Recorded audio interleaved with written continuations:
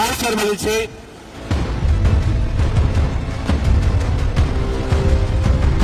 அண்ணன் பவருக்கு வந்தா தமிழ்நாடு மாறும்னு பார்த்தோம். ஆனா அண்ணன் கைக்கு பவர் வந்த நாள்ல இருந்து தமிழ்நாட்டுக்கே பவர் போயிடுச்சு அப்படின்னு இன்னைக்கு ஆளுங்கட்சிக்காரர்கள் பேசிட்டு இருக்காங்க. ஆரம்பிச்ச உடனே ஓடுற என்னடி உனக்கெல்லாம் வெக்கமா இல்ல? பேசினதுக்கு பதில் சொல்றாங்க, கேட்கணுன்ற ஒரு காமன் சென்ஸ் தான் இல்லாதவனா இருக்கே நீ எல்லாம். நீ எப்படி எதிர்கட்சி தலைவனாக முடியும்? அப்புறம் என்ன சொல்ற? தமிழ்நாட்டு மக்கள் கஷ்டப்படுறாங்க, தமிழ்நாட்டு மக்கள் சொல்றாங்க, எல்லாம் சொல்றாங்கன்னு சொல்ற. யாருமே சொல்ல, நீ மட்டும்தான் வளர்க்கி இருக்க. சரியா?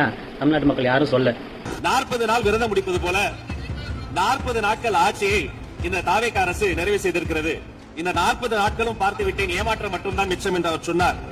ஆனால் மக்கள் திமுகவினுடைய 40 நாள் அல்ல 5 ஆண்டுகளையும் பார்த்துவிட்டு அந்த வந்த ஏமாற்றத்தால் தான் இப்படி ஒரு தீர்ப்பை எங்களுக்கு வழங்கி இருக்கிறார்கள். ஆளுநர் மகிழ்ச்சி.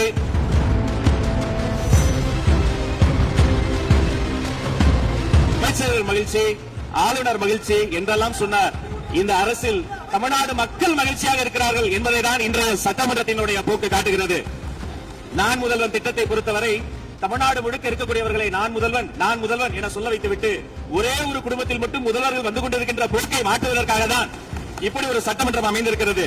தமிழ்நாடு வரலாற்றில் முதல் முறை முதலமைச்சர் மட்டுமல்ல, மாண்புமிகு சி ஜோசப் விஜய் அவர்கள் முதல் முறையிலேயே முதலமைச்சராக இருக்கிறார். அவருக்கு பிறந்தநாள் வாழ்த்துக்களையும் சொல்லிக் கொண்டு நிதி ஆயோக் கூட்டத்தில் மாண்புமிகு முதல்வர் சொன்னதெல்லாம் 40 நாட்கள் நீங்கள் செய்திருக்க முடியாது, அது திமுக தான் காரணம் என்று சொன்னார்கள். நானும் அதை தான் சொல்கிறேன். இன்று அவர் சொன்ன சட்டம் ஒழுங்கு போதை பொருள் எல்லா பிரச்சனைக்கும் 5 ஆண்டு காலமாக அவர்கள் செய்த திமுக ஆட்சி தான் காரணமாக இருக்க முடியும் என்பதையும் சுட்டிக்காட்டிக் கொள்கிறேன்.